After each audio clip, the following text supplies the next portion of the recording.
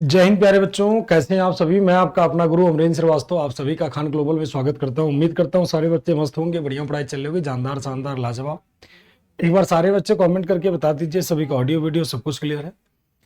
तो वैदिक सभ्यता का जो ये पार्ट है, इसमें वैदिक सभ्यता खत्म हो जाएगा आज। उसके बाद में जो हम लोग कौन से तो बुद्धिज्म में भी इंटर कर जाएंगे, टाइम अच्छा खासा है। तो वैदिक काल एंड हो जाएगा और हम लोग कौन से काल में इंटर कर जाएंगे तो बौद्ध धर्म में इंटर कर जाएंगे। ठीक, तो स्टार्ट करें फटाफट तेजी से। सारे बच्चे को और बता दीजिए ऑडियो वीडियो सभी का क्लियर है। क्योंकि कभी कभी क्या होता है, बच्चे थोड़ा स्लो कनेक्ट नहीं हो पाते हैं, तो थोड़ा सा देख लीजिए आप लोग अपने हिसाब से। उम्मीद है कि सारे लोग कनेक्ट हो गए होंगे। शुरू करें।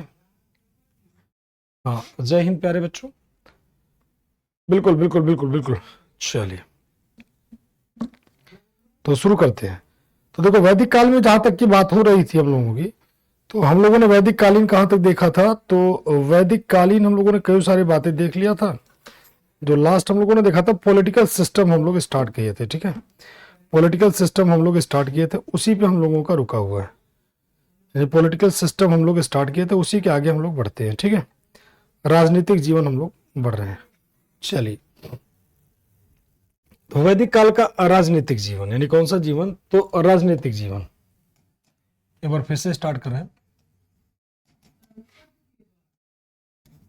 यानी क्या, वैदिक एज,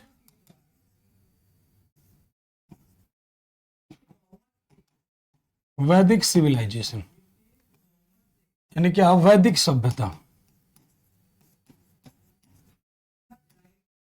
वैदिक सभ्यता। इसका क्या, तो शेष भाग,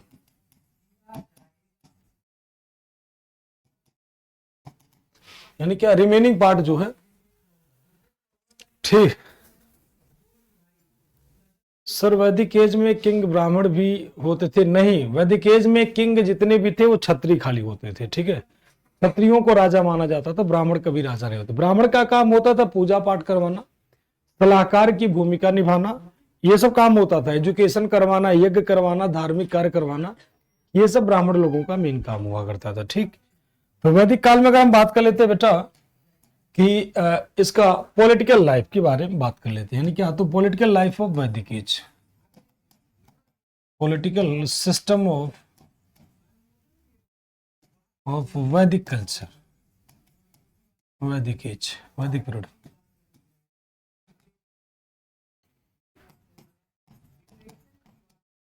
वैदिक काल का, वैदिक काल का राजनीतिक जीवन, जीवन। इसमें हम लोग शेष भाग देखते हैं प्यारे बच्चों, किसका रिमेनिंग पार्ट आपका क्या रहेगा। तो इसका हम लोग देखते हैं, इसमें भी शेष भाग जो है, हम लोग राजा देख लिए थे। हाँ, राजा कैसा था, तो कुछ बातें हम लोगों ने देख लिया था, कुछ उसके आगे बढ़ते हैं। मतलब इसमें हम लोगों ने शेष भाग इसमें देखते हैं जो बचा हुआ था, और हालांकि स्टार्ट वहीं से करते हैं। तो जो इनका राजनीतिक था, पूरा तरीके से पॉलिटिकल सिस्टम जो था इनका ट्राइबल बेस्ड था, ट्राइबल सिस्टम, यानी क्या, जनजाति प्रणाली पर आधारित है, जनजाति प्रणाली पर आधारित। कैसा था, तो जनजाति प्रणाली पर आधारित। ठीक, पूरा समाज कैसा था, जनजाति प्रणाली। मतलब क्या, तो एक समान, कोई बड़ा नहीं कोई छोटा नहीं, सभी क्या होते थे, राजा के अधीन। मतलब सभी क्या होते थे, सेम समान, मतलब एक समान होता था, एक समान मतलब एक ही बराबर होता था। ठीक, अब एक समान होता था तो कहोगे डेमोक्रेटिक कह सकते हैं, तो थोड़ी देर के लिए पार्शियल डेमोक्रेटिक कह सकते हो। ये ऋग्वैदिक काल की बात हम कर रहे हैं कि ये कौन से काल में, ऋग्वैदिक काल में। ठीक है, ऋग्वैदिक एज की बात कर रहे हैं कि लगभग एक समान होता था। अब बात कर लेते हैं राजा कौन होता था। तो इस काल में राजा कौन होता था, किंग कौन होता था, किंग यानी राजा कौन होता था, राजा। राजा की जगह किंग की बात कर ले, राजा, तो राजा के लिए एक शब्द प्रयोग होता था, राजन। क्या कहते थे, राजन कहते थे उसे। क्या कहते थे, राजन कहते थे। ठीक, राजन क्या होता था, इसका वर्क क्या होता था, राजन का काम क्या होता था। तो कल मैंने आपको बताया था कबीले की सुरक्षा करना, यानी क्या, प्रोटेक्ट ऑफ क्लैन, यानी प्रोटेक्शन ऑफ क्लैन, क्लैन। और क्या, leader of battle, leader of battle. ये दो बातें हमने कल किया था। लीडर ऑफ बैटल, युद्ध का नेतृत्व, यानी क्या कबीले की सुरक्षा और क्या युद्ध का नेतृत्व, युद्ध का नेतृत्व करता था कौन? राजा। इसके अलावा राजा का कोई अपॉइंट कौन करता था, कौन नियुक्त करता था? तो कल ही मैंने बताया था राजा की पोस्ट क्या थी, हेरिडिटरी थी या नहीं थी? The post of Rajan was not hereditary. ठीक, राजा का पद वंशानुगत नहीं था, वंशानुगत नहीं था, मतलब राजा का बेटा राजा नहीं बनेगा, राजा का बेटा राजा नहीं बनेगा। इस काल में यह था कि राजा का बेटा राजा को नहीं बनाया जाएगा। ठीक, ये डिसाइड करेगी कौन? तो सभा और समिति के द्वारा अपॉइंट किया जाता था। इनको अपॉइंट कौन किया जाता था? अपॉइंटेड बाय वैदिक असेंबली, वैदिक असेंबली, वैदिक सभा द्वारा नियुक्त किया जाता था, सभा द्वारा नियुक्त किया जाता था।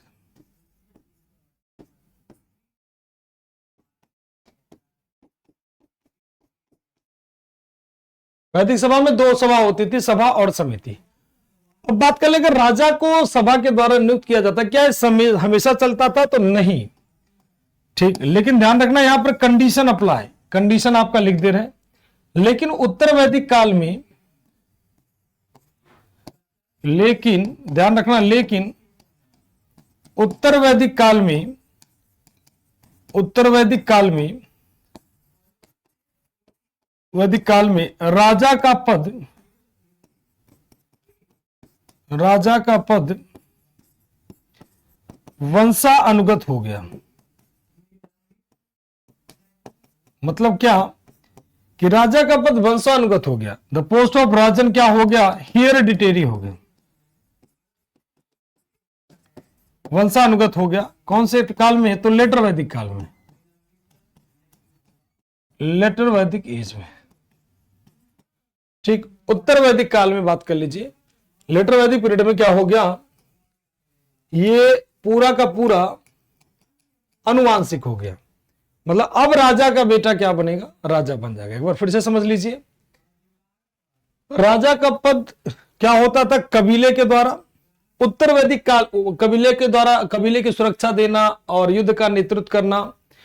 और राजा हमेशा भी कौन बनना है? तो ध्यान रखना, क्षत्रिय बनते थे। कौन बनते थे? तो क्षत्रिय लोग होते थे। ध्यान रखना, राजा का पोत कौन होता था? क्षत्रिय लोग होते थे। राजा की सहायता के लिए क्या होती थी? कैबिनेट होती थी। राजा के हेल्प के लिए कैबिनेट होता था।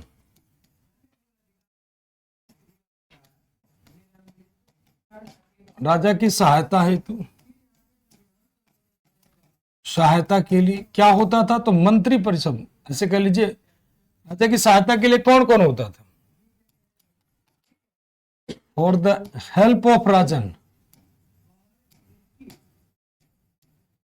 राजन या किंग कह लीजिए। राजा की सहायता के लिए क्या होता था? तो देखो ध्यान से, क्या क्या होता था भाई, सिंपल सा क्वेश्चन होगा। तो 12 रत्निन होते थे। ठीक, क्या होते थे? 12 रत्निन होते थे, 12 रत्निन लोग होते थे। ये राजा को मदद करते थे शासन चलाने में, राजा को शासन चलाने में क्या करते थे? मदद करते थे। ठीक, इसमें कौन होता था? तो प्रीस्ट हो गए, यानी कौन मदद कर रहा है? तो पुरोहित हो गए। और कौन राजा को मदद कर रहा है? तो सेनानी हो गए। और कौन हो गए? तो सेनानी हो गए। और राजा के मदद के लिए कौन हो जाता था? तो वैदिक असेंबली,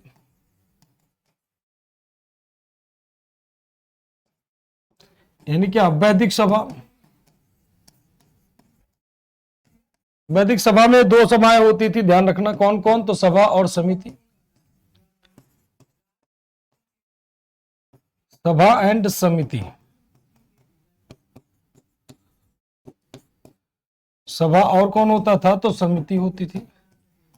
सभा आम लोगों के द्वारा नियुक्त किए जाते हैं और समिति में क्या होता था कि समाज के बड़े बड़े लोग के बड़े बड़े मतलब वर्ग के लोग होते थे, ऐसे कह लीजिए जो लोगों के द्वारा नहीं बल्कि उसमें जो बुजुर्ग लोग होते थे उस समिति में हुआ करते थे। और वैदिक असेंबली क्या होती थी रीजनल रूप से? तो राजा की सहायता के लिए क्या होते थे? 12 रत्निन हुआ करते थे। 12 रत्निन का एक टीम होता था जो राजा की मदद करता था। ठीक, हाँ, ये सारे के सारे लोग मदद करते थे कि सेनानी हो गया, पुरोहित हो गया, वैदिक सभा हो गया, केवल युद्ध के समय होता था। ठीक है, युद्ध के समय होता था। अब एक चीज आपको और याद रखना, अदर वैदिक अदर असेंबली की बात कर लेंगे, यानी रीजनल असेंबली क्या होती थी? रीजनल असेंबली क्या कहलाती थी? यानी स्थानीय सभा। स्थानीय सभा में क्या होता था? सभा और समिति होता था। स्थानीय सभा में क्या होता था? सभा एंड समिति। सभा और समिति होता था स्थानीय रूप में। सभा होता था, अरे सॉरी, सभा समिति करें, विदथ एंड गण। विदथ और क्या होता था प्यारे बच्चों? गण। ठीक, विदथ और गण होता था जो स्थानीय रूप से न्याय देता था। स्थानीय रूप से न्याय देने का काम ये करते थे। ठीक, अब अगर हम बात कर लें एडमिनिस्ट्रेटिव यूनिट की कि वैदिक काल का प्रशासनिक इकाई क्या होता था, तो अगर एडमिनिस्ट्रेटिव यूनिट की बात कर लेते हैं,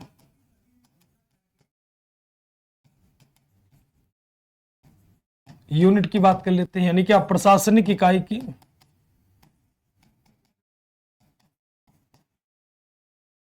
प्रशासनिक इकाई क्या थी वैदिक काल की, और इसका हेड कौन होता था?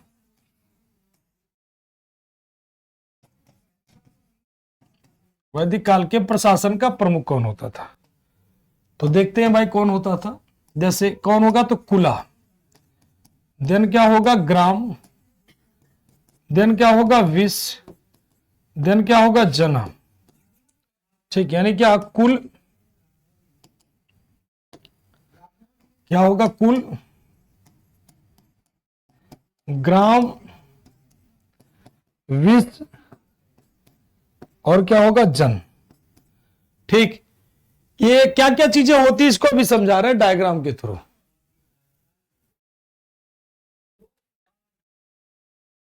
हाँ, जब सभी लोग भाग लेते थे, मोस्टली सभी जगह, सभी ऐसे कह लीजिए मेल फीमेल सभी का होता था, कोई दिक्कत नहीं, इक्वालिटी थी, वो लोग पार्टिसिपेट कर सकते थे।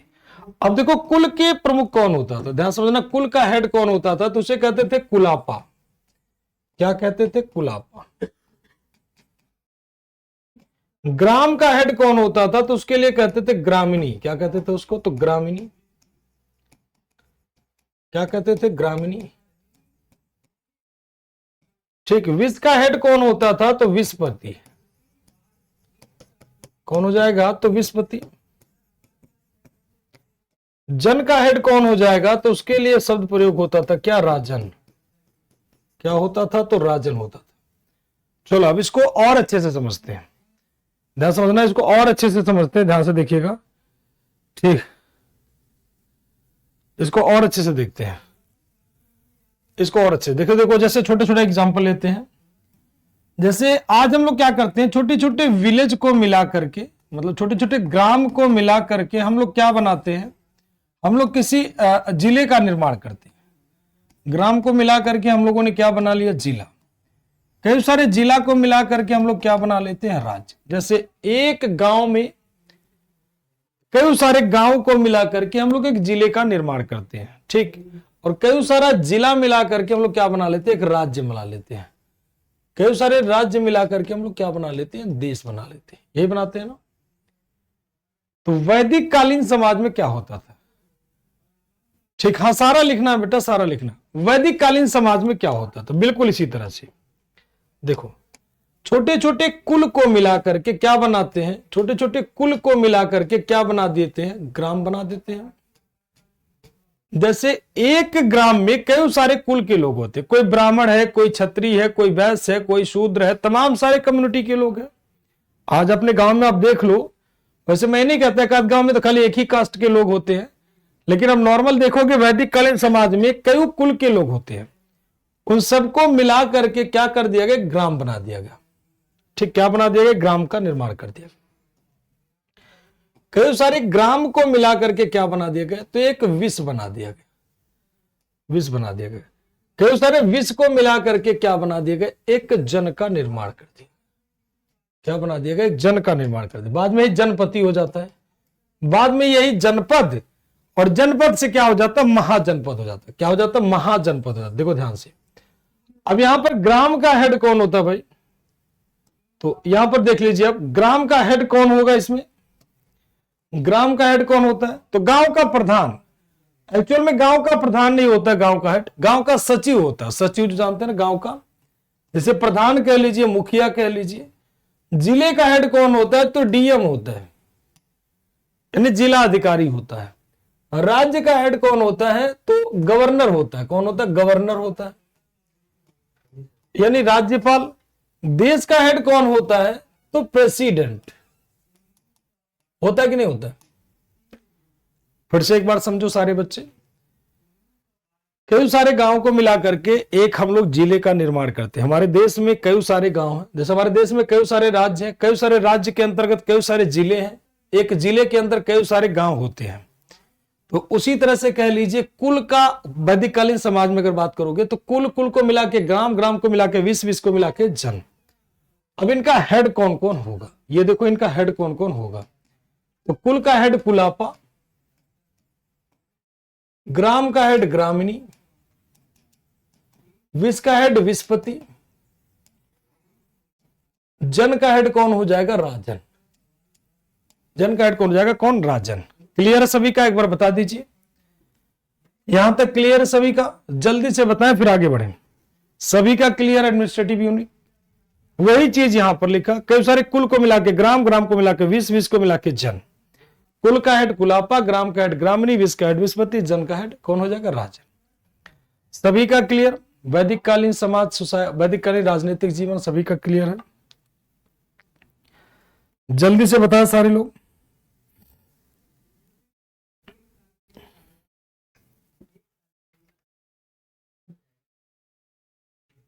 कुल कहते हैं ना, कोई ब्राह्मण कुल का है, कोई क्षत्रिय कुल का है, कोई वैश्य कुल का है। कहता है कि देखो हम ब्राह्मण कुल में हैं, उच्च कुल में पैदा हुए। कोई कहता है हम निम्न कुल में पैदा हुए।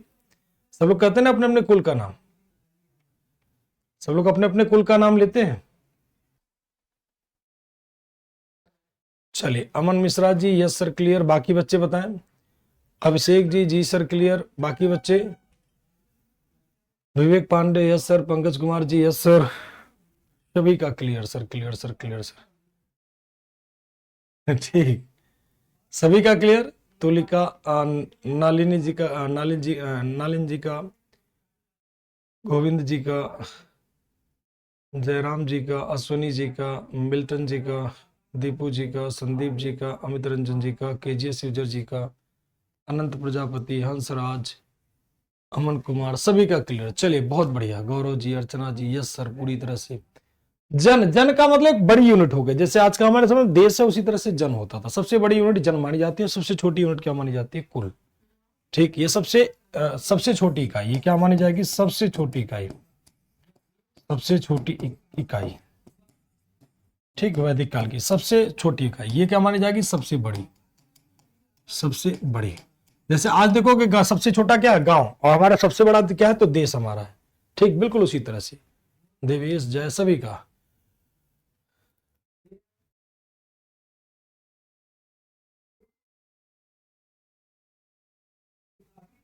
चलिए क्लियर सर, गोपाल जी का, अनु जी का, गौरव जी का, सभी का क्लियर। बहुत बढ़िया, बहुत बढ़िया बच्चे, मतलब इतने ध्यान से सारे लोग पढ़ते हो, मजा आ जाता है।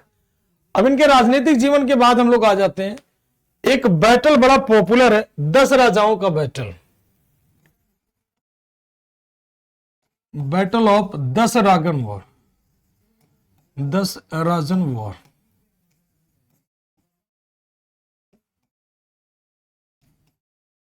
दस राजाओं का युद्ध, 10 राजाओं का युद्ध। ये कौन से रिवर पर लड़ा गया, तो रावी नदी के तट पर लड़ा गया।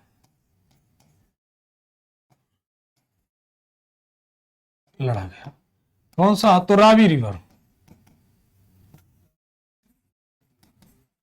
On the bank of Ravi river. Ravi river को एक नाम देते थे क्या? तो परुसनी river.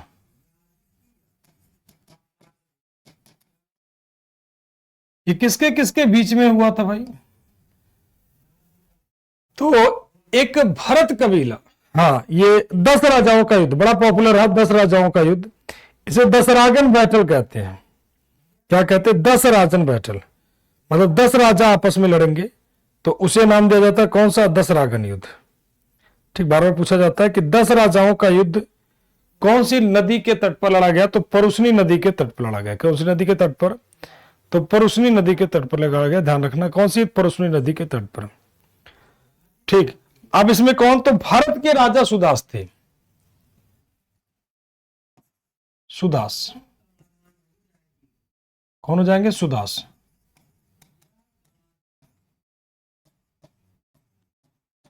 Sudas king of Bharat, Bharat clan. Bharat कबीले के राजा, और वर्सेस 10 कबीला, 5 आर्यन, 5 अनार्य।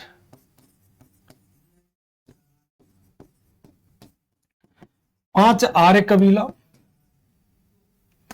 5 आर्य प्लस 5 अनार्य कबीला, इन दोनों को मिलाकर के कुल मिलाकर कितने हो जाते हैं? तो 10 राजा, यानी क्या? 10 किंग। अब इसमें विजेता कौन होते हैं भाई? तो इसमें विक्ट्री किसकी होगी? सुदास की। विजेता कौन होंगे? सुदास। ठीक, और हार कौन जाएंगे? तो ये लोग। ठीक, इसी को कहते हैं 10 राजाओं का युद्ध। कौन सा कहते हैं? 10 राजाओं का युद्ध। 10 राजा कौन कौन थे? याद कर पाओगे? याद कर लोगे? चलो लिख दे रहे हैं। 5 आर्य और क्या? तो 5 अनार्य। ठीक, 5 आर्य और 5 अनार्य। चलो फिर भी लिख दे रहे हैं, आपकी इतनी इच्छा है। अनु, दुह, यदु, पुरु, तुर्वस, ये 5 आर्य कबीला हो जाएंगे। अनु, दुह, यदु, पुरु एंड तुर्वस। ठीक है, याद करो भाई, आपकी इच्छा है। अनु, दुह, यदु, पुरु और क्या हो जाएंगे? तुर्वस। ठीक, और 5 अनार कबीला। 5 अनार कबीला में अनिल, पक्त, भलानस, सिवी, विसानी। ठीक, याद कर लो, आपकी इच्छा है। अनिल, पक्त, भलानस, सिवी,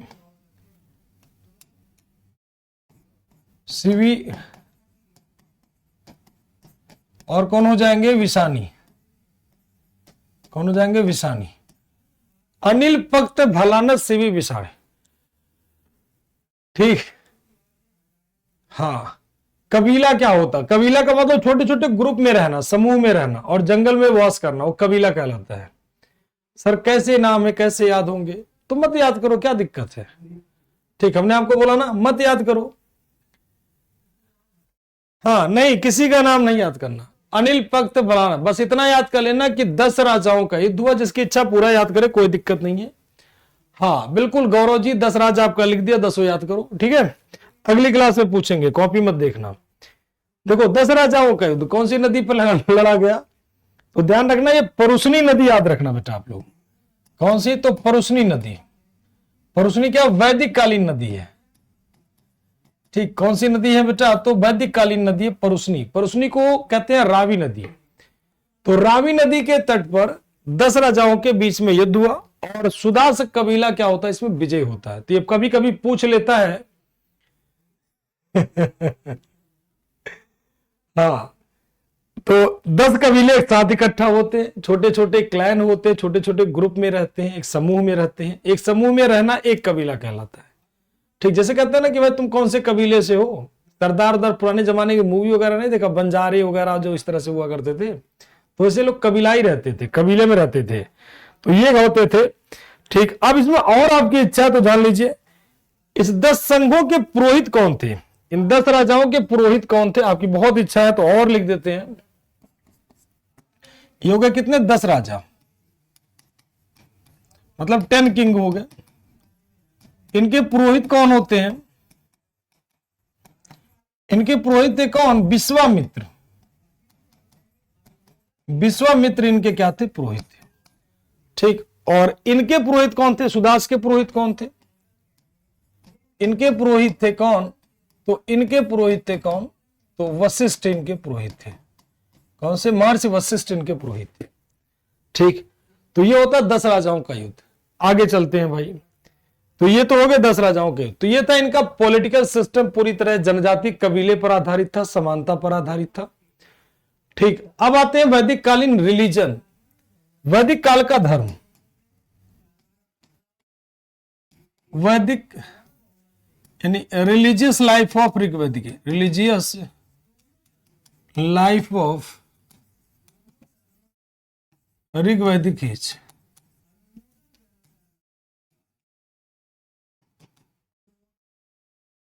ऋग्वैदिक काल में, ऋग्वैदिक काल का धार्मिक जीवन। देखो कहीं ना कहीं ऋग्वैदिक काल में धर्म थोड़ा अच्छा था। इस काल के मेन गॉड कौन थे भाई? मतलब बहुदेववाद था। बहुदेववाद मतलब अनेक देवताओं की पूजा होती थी, अनेक देवता की पूजा होती थी। कोई एक देवता नहीं बल्कि कई सारे देवताओं की पूजा होती थी। मतलब कोई एक गॉड नहीं थे, सभी देवताओं की पूजा होती है। अब इसमें एक देवता का नाम लिखते हैं हम आपके सामने, इंद्र। एक देवता का नाम लिखते हैं इंद्र। सबसे प्रसिद्ध देवता थे Indra.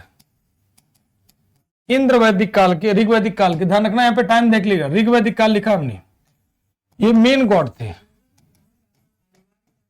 Main God of Rigvedic age. ऋग्वैदिक काल के प्रमुख देवता थे। इनका वैदिक काल में कितना डिटेल मिलता है? वेद में, ऋग्वेद में चर्चा कितनी बार?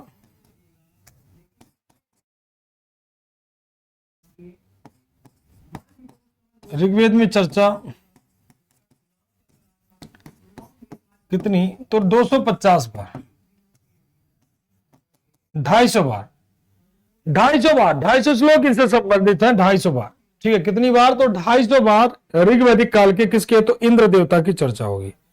ध्यान रखना कितनी बार चर्चा होगी? तो 250 बार इंद्र देवता की चर्चा होगी।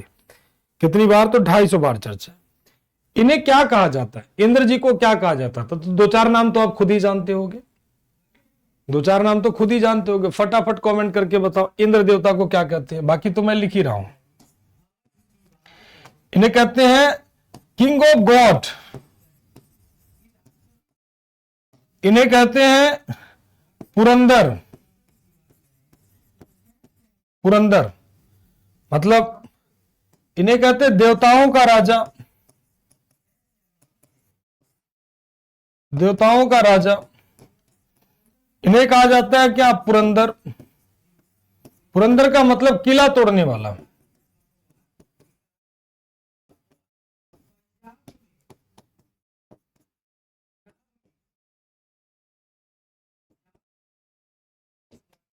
और क्या कहते हैं इंद्र महोदय को? इंद्र को कहते हैं स्वमापा। इंद्र के लिए और क्या शब्द प्रयोग होता है? तो सुमापा।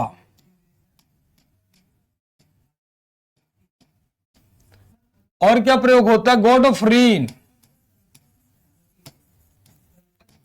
गॉड ऑफ रेन, वर्षा के देवता, क्या कहते हैं? God of rain. बहुत बढ़िया आंसर, देखो कितना बढ़िया आंसर आ गया। देवराज, धर्मेंद्र नहीं कहते बेटा, हाँ किंग ऑफ गॉड, बहुत बढ़िया। रेन, देवताओं के देवता, बहुत बढ़िया। वज्रधारी, हाँ वज्रधर इंद्र, बिल्कुल। सोमापा, सोम रस पीने वाला, तमाम सारे मस्त मस्त वाला जितना इंद्र का पर्यायवाची मिले सब लिख लेना। सोमापा, सोमापा का मतलब जानते हो ना? मतलब सोम रस पीने वाला, सोम रस पीने वाला, ठीक है ना? यानी क्या? वर्षा के देवता, वर्षा के देवता ये हो जाते हैं आपके कौन? इंद्र महोदय के बारे में बातें हो जाती है। इंद्र के बाद आ जाते हैं कौन? अग्नि।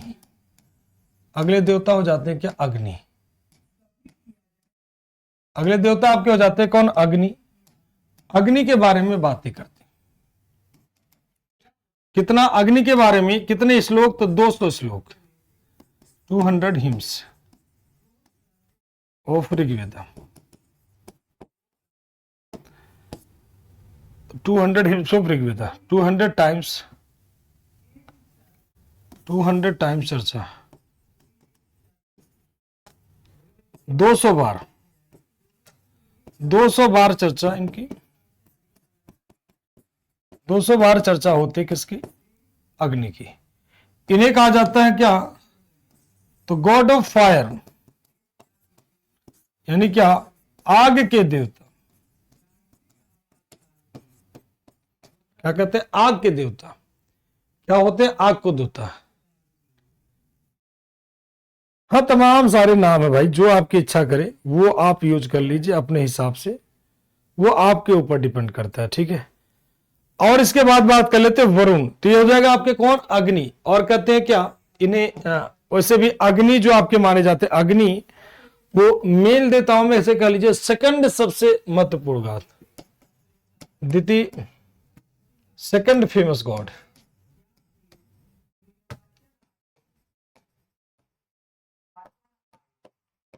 द्वितीय प्रमुख दो देवता हो जाते हैं आपके अग्नि। हाँ अब ये तो हो गए अग्नि महोदय। अग्नि के बाद आ जाते हैं किसके बारे में? तो वरुण के बारे में आ जाते हैं। अग्नि के बाद आ जाते हैं कौन? तो वरुण। 30 बार चर्चा होते हैं इनका।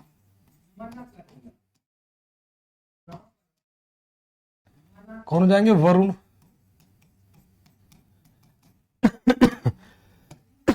वरुण देवता 30 बार चर्चा होते हैं, तो उनको याद करने की जरूरत वैसे है नहीं, ठीक। इन्हें कहते हैं गॉड ऑफ वाटर, जल के देवता।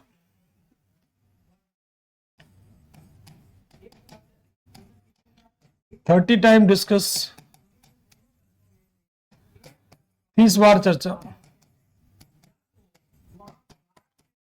इन्हें कहा जाता है क्या? तो गॉड ऑफ वाटर, यानी कि वर्षा के देवता।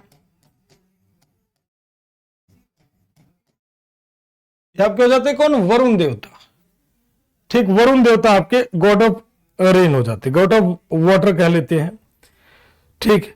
यम देवता, एक और देवता के बारे में जान लो, यमा। यमा, यम के बारे में भी चर्चा है।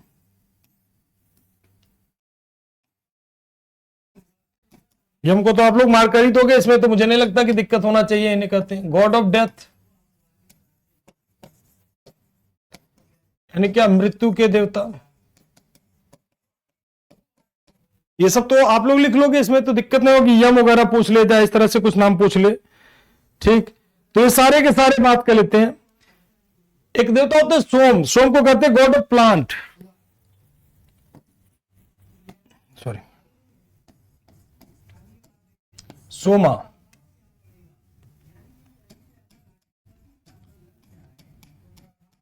सोम को कहते हैं क्या? तो God of plant.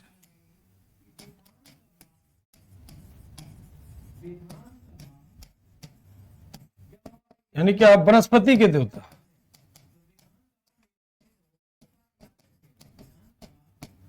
God of plant का मतलब हो गया किसके देवता? तो वनस्पति के देवता, ठीक।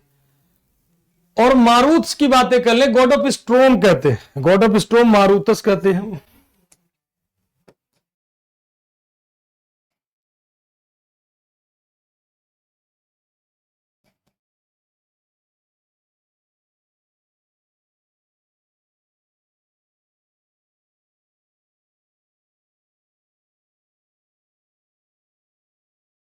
यानी कि तूफान के देवता। तो तमाम सारे देवता हैं जिन्हें आप कह लीजिए कि अलग अलग देवता होते हैं, अलग अलग नाम से। आपके एग्जाम में कोई एक नाम पूछेगा तो आपको मार्क कर देना है, ठीक है ना। हाँ, अगर कोई भी नाम देगा तो ध्यान रखिएगा, मार्क कर दीजिएगा। कुछ देवियों के बारे में जान लेते भाई, देवता तो बहुत जान लिए, देवी भी कुछ 2-4 जान लीजिए। ठीक, चलो इनको हम अलग से कर दे रहे हैं, आपको नॉर्मल दिखा दे रहे हैं, वही से देख लीजिएगा, ध्यान रखिएगा। इन देवताओं में अलग से इसको नोट कर लीजिएगा आप लोग, इसका हम आपको नॉर्मल पॉइंट दे दे रहे हैं। देखो ऋग्वेद में कुल कितने 33 देवताओं की चर्चा है। इन्हें 3 भागों में बांट दीजिए। आकाश के देवता वरुण हो गए, सूर्य हो गए, अदिति हो गए। अंतरिक्ष के देवता इंद्र, रुद्र, मारुत, पर्जन्य हो गए। पृथ्वी के देवता अग्नि, सोम, पृथ्वी, बृहस्पति, सरस्वती हो गए। ठीक, आर्य लोग मूलतः किसकी पूजा करते थे? तो नेचर की पूजा करते थे। ठीक, वो मंदिर में पूजा नहीं करते थे, ध्यान रखना, मंदिर नहीं मिलता था, खुले में यज्ञ करते थे, ओपनली यज्ञ करते थे। फिर से एक बार देख लीजिए, ऋग्वेद में कुल 33 देवता मिलते हैं, ध्यान रखना कितने? तो 33 देवता मिलते हैं। ठीक, तो 33 देवता मिलते हैं कुल उसी को 33 कोटि लोग कहते हैं, 33 कोटि। तो 33 देवता, आकाश के देवता, अंतरिक्ष के देवता, पृथ्वी के देवता। 3 देवताओं के 3 भाग में बांट दिया, आकाश, अंतरिक्ष और क्या? तो पृथ्वी। तो ये 3 देवता अलग अलग हो गए, प्रकृति की पूजा करते थे, मंदिरों में नहीं। अब इनमें से कुछ देवताओं के बारे में हम आपको अलग से दे दे रहे हैं। ठीक, कुछ देवताओं के बारे में हम आपको अलग से दे दे रहे हैं, ध्यान रखना है। जैसे कुछ मेल देवताओं के बारे में, चलो ये ले लेना, आप लोग आराम से नोट कर लेना। जैसे यम, यम हो गए कौन से? तो मृत्यु के देवता। धौस हो गए स्वर्ग के देवता। अश्विनी हो गए क्या? युद्ध के देवता। विष्णु को परोपकारी देवता, लेकिन ध्यान रखना वैदिक काल में विष्णु का महत्व नहीं था। सोम आपके प्लांट के देवता हो गए। पूषण आपके चारावाह के देवता हो गए। मारुतस तूफान के देवता हो गए। फीमेल देवता, इसको नोट कर लेना आप लोग आराम से, मैंने आपको बोल दिया कि इसको आराम से नोट कर लेना। ठीक,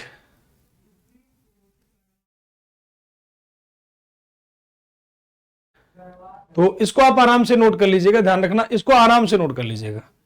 अब यहां पर देखो सावित्री, बस एक बार चर्चा खाली खाली देख लीजिएगा, इसको रटने की ज्यादा जरूरत है नहीं। जैसे उषा, उषा क्या होता है? सुबह का टाइम, तो भोर की देवी हो गई। अदिति क्या होती है? अनंत की देवी, अनंत की देवी, गॉड ऑफ जो है इनफाइनिट कह लीजिए, गॉड ऑफ डॉन, भोर की देवती सावित्री हो गई। निरति, मृत्यु की देवी 2 होती है, उन्हें कहते हैं निरति कहते हैं। कुछ देवताएं भी अर्ध देवी, अर्ध देवी में क्या आती है? अप्सराएं, अप्सराओं को देवी भी कहा जाता, अर्ध देवी भी कहा जाता, मतलब अप्सरा भी खुश हो गए तो काम बन जाएगा। तो अप्सरा को भगवान की स्वामिनी कहा जाता है, मिस्ट्रेस ऑफ गॉड। इन्हें अर्ध देवता का दर्जा दिया जाता है, मतलब पूरी तरह से देवता भी नहीं, पूरी तरह से देवी भी नहीं, तो इन्हें अर्ध देवी का दर्जा दिया जाता है। क्या दिया जाता है? अर्ध देवी का दर्जा दिया जाता है। तो नोट डाउन करें सारे बच्चे एक बार फटाफट तेजी से।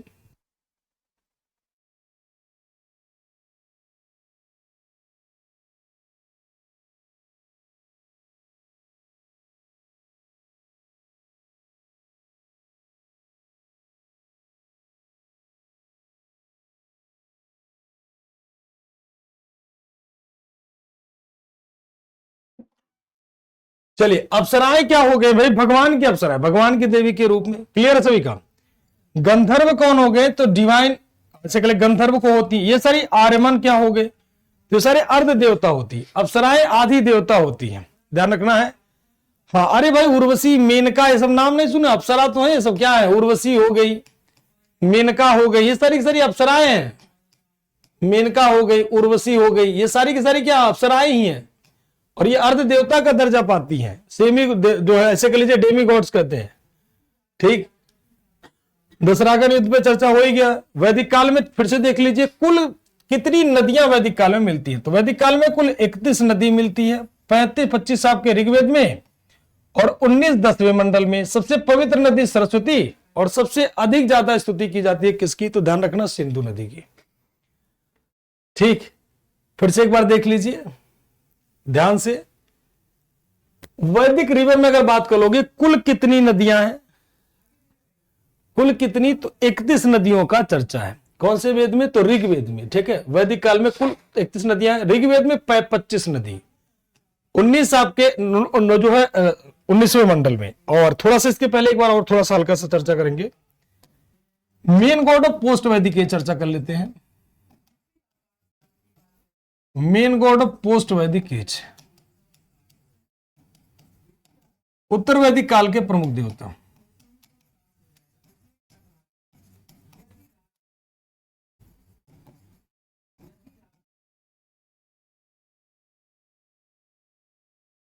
उत्तर वैदिक काल के प्रमुख देवता, तो उत्तर वैदिक काल के प्रमुख देवता कौन कौन हो जाएंगे भाई, तो ब्रह्मा,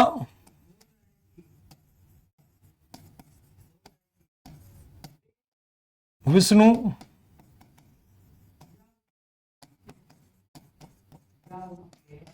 और कौन हो जाएंगे, तो महेश।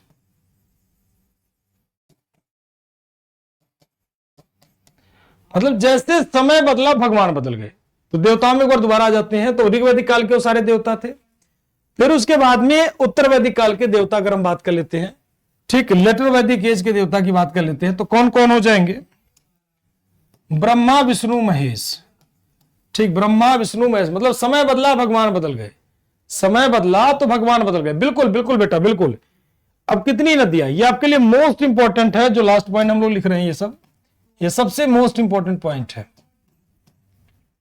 कुल कितनी, 31 नदियां, ऋग्वेद में 25 और 10वें मंडल में 19। सबसे पवित्र नदी क्या होता है, सरस्वती। सबसे अधिक नदी कौन सी होती है, सबसे जो है अधिक स्तुति किसकी है, तो सिंधु नदी। अब देखते हैं क्या क्या नाम होगा ऋग्वैदिक काल के नदियों के नाम। ठीक,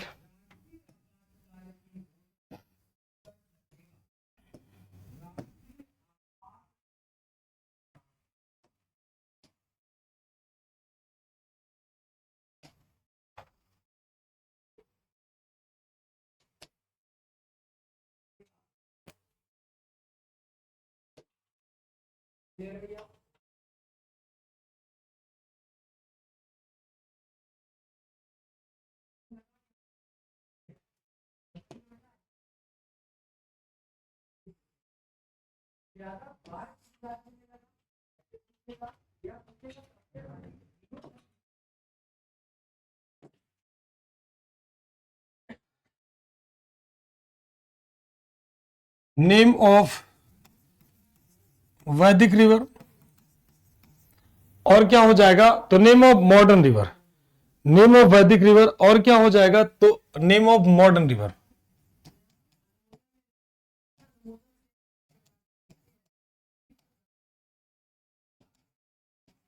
आधुनिक नदियों के नाम।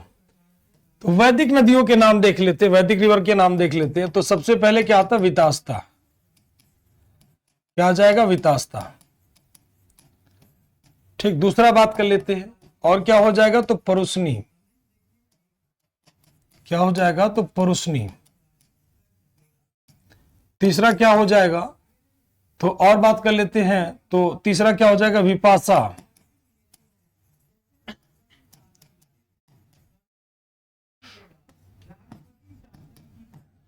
और क्या हो जाएगा, सुतुद्री।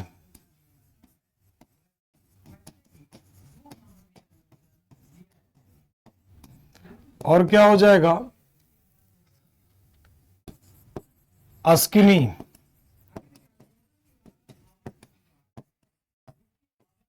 अस्किनी। तो पहले इनके आधुनिक नाम लिख लेते हैं भाई, इनका मॉडर्न नेम। ये मोस्ट इंपॉर्टेंट पॉइंट बता रहे हैं, ध्यान रखना, मोस्ट इंपॉर्टेंट पॉइंट बता रहे हैं कि जो आप लोगों के लिए बेहद जरूरी है। ठीक, मोस्ट इंपॉर्टेंट पॉइंट बता रहे हैं, ध्यान रखना है, जो आपके एग्जाम के लिए बेहद बेहद महत्वपूर्ण है। ध्यान रखना, बार बार रिवाइज कर रहे हैं कि ये आपके लिए बेहद बेहद इंपॉर्टेंट पॉइंट है, तो इसको गलती से भी मिस मत करना। तो वितास्ता का मतलब क्या हो गया, झेलम नदी। कौन सा रिवर हो जाएगा, तो झेलम रिवर। परुष्णी का मतलब क्या हो जाएगा, तो रावी रिवर, यानी कौन सा, तो रावी नदी। विपाशा का मतलब क्या हो जाएगा, तो व्यास नदी, यानी कौन सा, तो व्यास नदी। सुतुद्री का मतलब क्या हो जाएगा, तो सतलुज रिवर, यानी कौन सा, तो सतलुज नदी। और यहां पर अस्किनी का मतलब बात कर लेते हैं तो कौन सा नदी हो जाएगा, तो चेनाब नदी। कौन सा, तो चेनाब नदी। ठीक, तो ये वैदिक कालीन नदियों के नाम, जैसे आपका लास्ट टाइम में पूछा गया था, लास्ट टाइम में पूछा गया था कि परुष्णी किसे कहते हैं, तो परुष्णी कौन सी नदी का नाम होगा, तो रावी नदी का। ये आधुनिक आज के टाइम में नाम है। ठीक, और ये मतलब सॉरी ये उस समय के नाम है, वैदिक नाम है, और ये आधुनिक नाम है। मतलब ये वैदिक काल में जो नाम दिया गया है वो नाम है। जैसे आज हम जिसे झेलम कहते हैं, वैदिक काल के लोग क्या कहते थे, वितास्ता उसे। आज जिसे हम रावी कहते हैं वो लोग क्या कहते थे, परुष्णी। आज जिसे हम व्यास कहते हैं उसे लोग क्या कहते थे, विपाशा। आज जिसे हम सतलज कहते हैं उसे के लोग क्या कहते थे, सुतुद्री। और आज हम जिसे चेनाब कहते हैं उसे लोग क्या कहते थे, तो अस्किनी। इसके बाद और नदियों के बारे में जानते हैं, और नदियों के बारे में बात कर लेते हैं। सभी का क्लियर है, एक बार कमेंट करके बताओ सारे बच्चा, सभी का क्लियर है ना, फटाफट तेजी से, सभी का क्लियर है। और बातें करते हैं कौन कौन सी नदी हो जाएगी, क्योंकि बिल्कुल इत्मीनान से समझा रहे हैं, एक एक लाइन पूरा डिटेल में समझा रहे हैं, जल्दी से बताओ।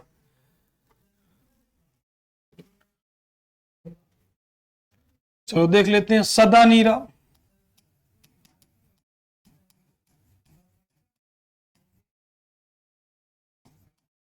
सदा नीरा हो गया। और क्या हो गया, रेवा हो गया, रेवा नदी हो गया। और क्या हो गया, और क्या हो गया, तो सदानीरा हो गया, रेवा हो गया। और क्या हो गया, तो कुरुमु हो गया। और क्या हो गया, और क्या हो गया, तो सदानीरा हो गया, रेवा हो गया, कुरुमु हो गया। ये सारी की सारी नदियां हो गई। कुंभा हो गया,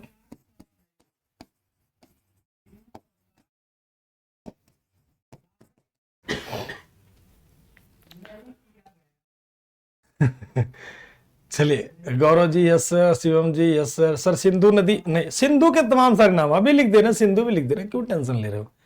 सूरज जी हाँ, कौशल जी बहुत बढ़िया, सभी का राना, मनीष, हिना, श्वेता, अमित, सुबोध,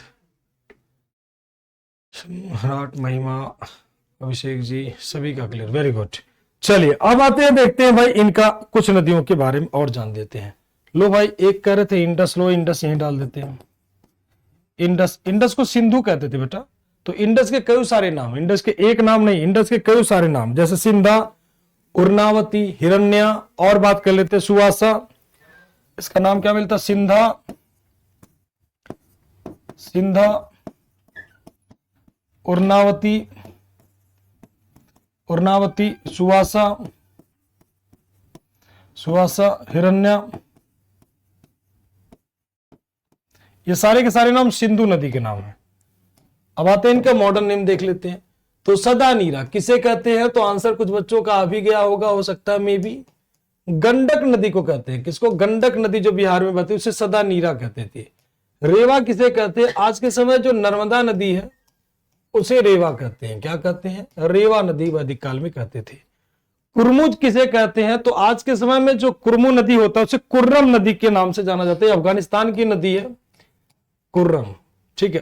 कुंभा किसे कहते हैं, तो काबुल नदी को कहते हैं, काबुल, यानी क्या, तो कुर्रम नदी और क्या, तो काबुल के नदी को कुंभा कहते हैं।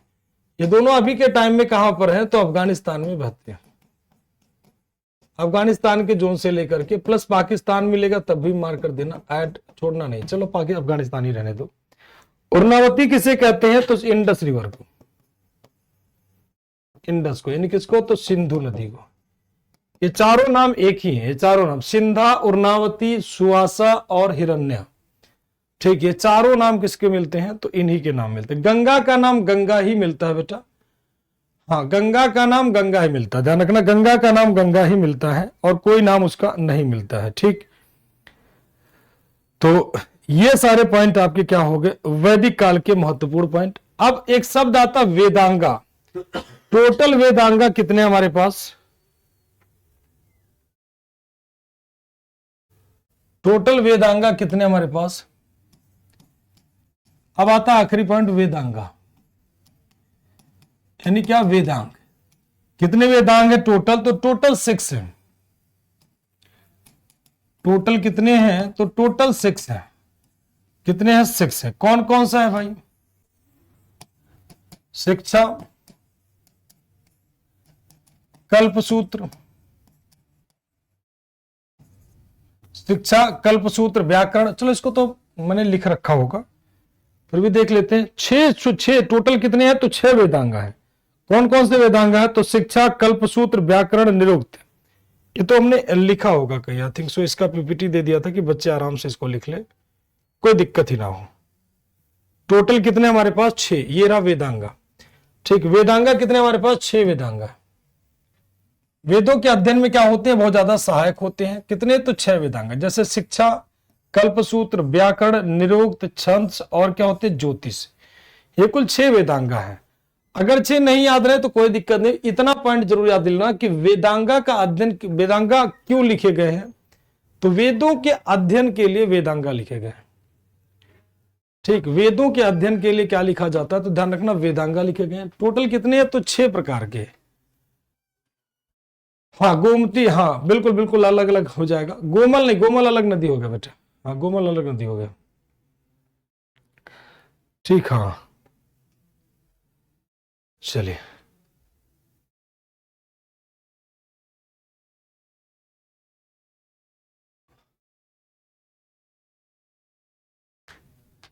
हाँ तो गोमती किसे कहते, तो 6 प्रकार के नदियां हो जाती हैं, ध्यान रखना। तो कुल कितने वेदांगा हो जाते हैं, 6 प्रकार के वेदांगा हो जाते हैं। इतना पॉइंट ध्यान रखना सभी लोग। कितने, तो 6 वेदांगा। अब 6 वेदांगा को बात कर लोगे तो 6 वेदांगा कौन कौन हो जाते हैं, तो ध्यान रखना 6 वेदांगा आपको यहां दे दिए। इसके रचयिता या बस शिक्षा के कौन होते हैं, पाणिनि और कात्यायन। व्याकरण के अष्टाध्यायी, निरुक्त के निघंटु या यास्क, ज्योतिष के लगध मुनि और आर्यभट्ट हो जाते हैं। छंद के पिंगल हो जाते हैं। वहीं पे कल्प के लिए बात करोगे तो बौधायन और आपस्तंभ। तो ये मर्जी आपकी, ये मैं आपको एक्स्ट्रा इसलिए दे रहा हूं कि आपकी बहुत इच्छा होती है कभी कभी जानने की, तो भाई जान लीजिएगा आराम से। ये सब मत पढ़िएगा, ध्यान रखिएगा। अभी आप लोग इसको ध्यान मत दीजिएगा, एक आध बार पढ़ लीजिए, नहीं तो जरूरत नहीं है। ठीक है, कोई बहुत ज्यादा विशेष जरूरत नहीं है। हाँ स्मृति आप देख लीजिए, कितने प्रकार की स्मृति आप देखने को पाओगे, तो हिंदू धर्म के कानूनी ग्रंथ है जिसे कहते हैं स्मृतियां। ठीक है, किसमें लिखी गई स्मृति, तो अधिकांशतः पद्य में लिखी गई है। मनु स्मृति, याज्ञवल्क, नारद, पराशर, बृहस्पति, कात्यायन और देवल स्मृति। अब इसमें देखोगे यहां से लेकर के ये जितने भी स्मृतियां हैं वो सब प्राचीन काल में लिखी गई हैं। ध्यान रखना प्राचीन काल में, एक देवल स्मृति को छोड़ करके। चाहे आप मनु स्मृति की बात कर लीजिए, याज्ञवल्क स्मृति, नारद, पराशर, ये सारी की सारी स्मृतियां वैदिक काल के बाद लिखी गई हैं। ध्यान रखना, क्या वैदिक काल में स्मृति लिखी गई है, ठीक, तो ध्यान रखना नहीं भाई, ये बाद में लिखी गई। ठीक, हाँ यूट्यूब पे प्रीवियस ईयर क्वेश्चन चल रहा है बेटा, वो चैप्टर वाइज नहीं है, वो प्रीवियस ईयर क्वेश्चन है, और उसमें बहुत सारे एक्सपेक्टेड क्वेश्चन भी मैं करवाता हूं। ठीक है, तो वो अलग चीज है, और उसको भी आपको जब टाइम मिले तो आप देखो, नहीं तो ऐसा कोई वो नहीं है, आप टाइम मिले तभी देखो। वो आपके प्रैक्टिस बेहद जरूरी है, आपको पता होना चाहिए कि आप पढ़ रहे हो तो कितना उसमें आपके काम का है, कितना आपके काम का नहीं है, क्या आपको डेप्थ में पढ़ाया जा रहा है, नहीं पढ़ाया जा रहा है। हर एक सब्जेक्ट का नॉलेज होना आपको बेहद जरूरी है। ठीक, हाँ हर एक सब्जेक्ट का नॉलेज होना बेहद जरूरी है। ठीक, अंतिम विचारधारा आता पुराण। पुराणों का प्राचीन आख्यान है, और पुराणों की कुल संख्या कितनी है, तो 18। किसने पुराणों को संकलित किया था, ध्यान रखना लिखा नहीं गया था, संकलित। तो लोमस हर्ष और उनके पुत्र उग्र सर्वा, ये 2 लोग मिलकर के पुराणों का अध्ययन करते हैं। ध्यान रखना, ये दोनों लोग मिलकर के पुराणों का अध्ययन करते हैं। And last point, Ramayana Mahabharata, महाकाव्य, महाकाव्य दैट मीन्स एपिक्स। तो एक हो जाएगा क्या, रामायण। किसने लिखा था रामायण, बताओ फटाफट।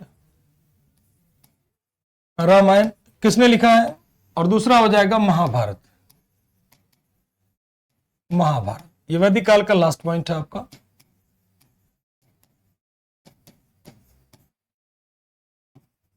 बताओ रामायण किसने लिखा है और महाभारत किसने लिखा है। अब तुलसीदास वाला मत लिखना, तुलसीदास तो रामचरितमानस लिखते हैं। रामायण और महाभारत, रामायण की रचना किसने की थी, गणेश जी ने की थी? नहीं, गणेश जी ने रामायण की रचना नहीं की थी।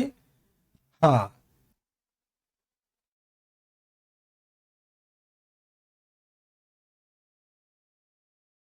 की थी तो वाल्मीकि। आशीष का आंसर आ गया, महिमा का आंसर आ गया, हिना का आंसर आ गया, अमित का, नेहा का, सभी बच्चे बढ़िया आंसर। तो किसने किया था? तो वाल्मीकि। किसने? तो written by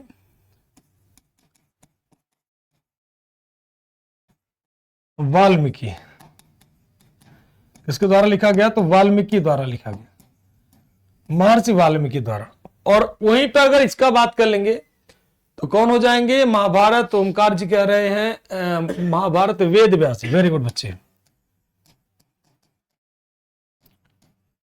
written by Ved Vyas. किसके द्वारा? वेद व्यास द्वारा लिखा गया।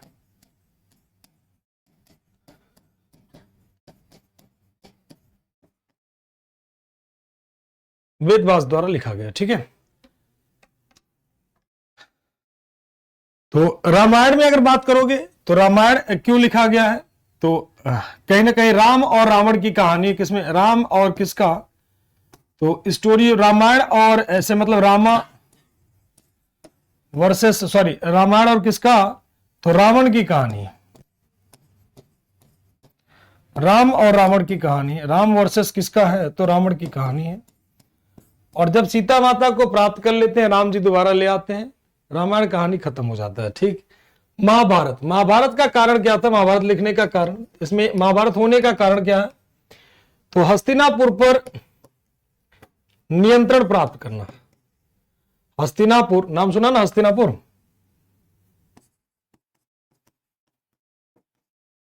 हस्तिनापुर पर, हस्तिनापुर पर नियंत्रण, हस्तिनापुर पर नियंत्रण प्राप्त करने हेतु किसके किसके बीच में होता है? तो कौरव वर्सेस पांडव। कौरव वर्सेस पांडव किसके बीच? तो कौरव वर्सेस पांडवा, ठीक। हस्तिनापुर, बिल्कुल हस्तिनापुर पर नियंत्रण को लेकर के। तो ये था आप लोगों का क्या, वैदिक एज। कल से हम लोग पढ़ते हैं बुद्धिज्म शुरू हो जाएगा। भगवान बुद्ध के बारे में जानेंगे कि हु वाज बुद्धा, बुद्धा कौन थे, बुद्ध जी क्या थे, कौन कौन से उनके जीवन में परिवर्तन आया, तमाम सारी बातें देखेंगे, ठीक है। चलिए, किसी के मन में कोई सवाल तो आप लोग पूछ ले लीजिए। हाँ, ये सब बस इतना ही जान लीजिए, रामायण किसने लिखा, महाभारत किसने लिखा। बाकी रामायण महाभारत आपका डीप में नहीं पूछता है कि द्रौपदी का चीरहरण कहां पर हुआ, या आपसे ये नहीं पूछेगा कि लव कुश कांड में क्या हुआ, या आपसे ये नहीं पूछेगा कि राम कितने भाई थे। ये सब नहीं रहता, बस थोड़ा सा चूंकि रिलीजन हल्का सा रहता है, बहुत ज्यादा नहीं, नाम मात्र का, बस ये पूछ लेता है। हाँ, तो कल से हम लोग पढ़ेंगे मस्त वाला कौन सा, भगवान बुद्ध के बारे में जानेंगे किसी के मन में, ठीक। तो आज की क्लास को हम लोग यहीं पर रखते हैं। उम्मीद करता हूं बेटा ये मेरा नोट्स ही है, किसी और का नोट्स नहीं लिखवाता हूं मैं, अपने नोट्स लिखवाता हूं मैं। कुछ ले करके नहीं आता हूं, खाली हाथ आता हूं, खाली हाथ जाता हूं। देखो, ना कुछ लाता हूं ना कुछ देता हूं, ठीक। बस सिंपल सा लॉजिक, आता हूं लिख के चला जाता हूं।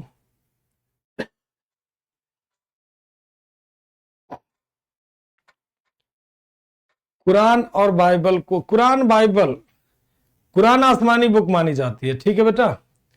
कुरान आसमानी बुक मानी जाती है, पवित्र ग्रंथ मानी जाती है। इसमें पैगंबर मोहम्मद साहब के बारे में वहां पर बातें होती है। इस्लाम जब पढ़ेंगे वहां पर थोड़ा सा बताएंगे उसके बारे में, ठीक है। चलिए, थैंक यू टू ऑल। जय हिंद, जय भारत, वंदे मातरम।